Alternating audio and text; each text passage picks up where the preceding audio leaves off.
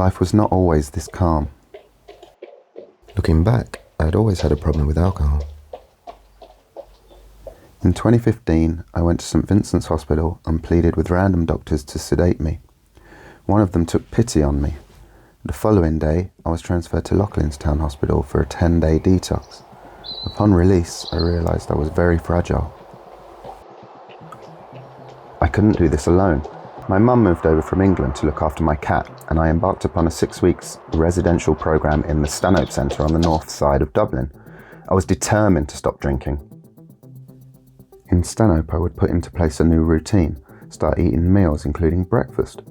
I discovered LifeRing, a peer support group designed to help people like me deal with addiction. I had not got on particularly well with AA, so I was thankful of finding a group I felt at home in. My Friday nights became LifeRing nights. Saturday, I discovered Parkrun. Sunday became Kerry GAA Day, and I was back safe in LifeRing on Mondays. All these things brought me 3-4 days sobriety, something that I had never done without medication and the help of my GP. Stanhope, LifeRing and running became the foundations of my recovery. After leaving Stanhope, I started taking up running a little more seriously. I built my way up to 5k, slowly, the parkrun distance. This was to be a big lesson in adjusting my mindset. It takes time. I discovered my first mural in Dublin city centre when coming back from a LifeRing meeting one evening. It was of Stormzy and he was due to play the Olympia Theatre. I remember seeing it, the colours, the vibrancy, and I noticed that my focus has completely changed. I wasn't looking at the pavement, or I wasn't avoiding eye contact with people because there was something wrong with me, the shame that I carried.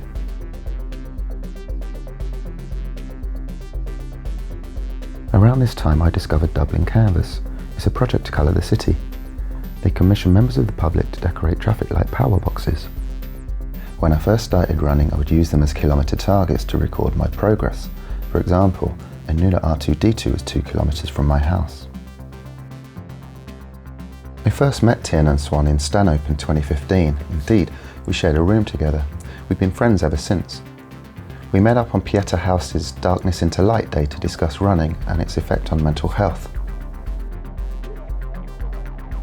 My life was definitely in a completely different spot. I was full of fear and I was in a desperate place. I was willing to take a shot really like at anything. I'd made a decision that I didn't want to continue the way I was going.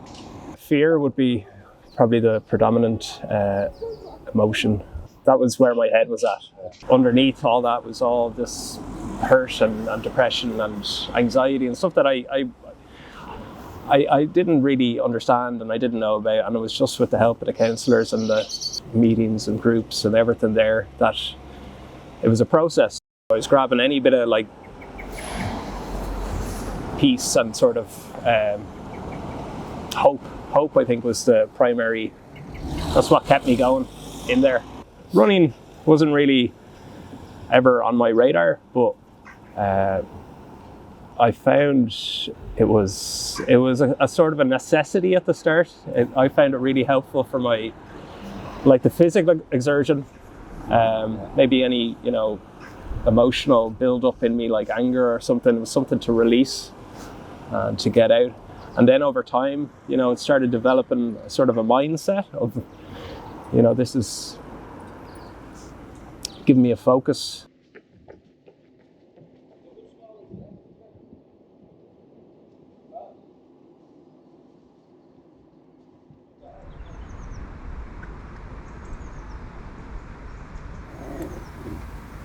Running is a mindset, a dedication, a commitment. This diligence has mirrored my want for sobriety. Running has been a cornerstone in my recovery. It shows there is always hope.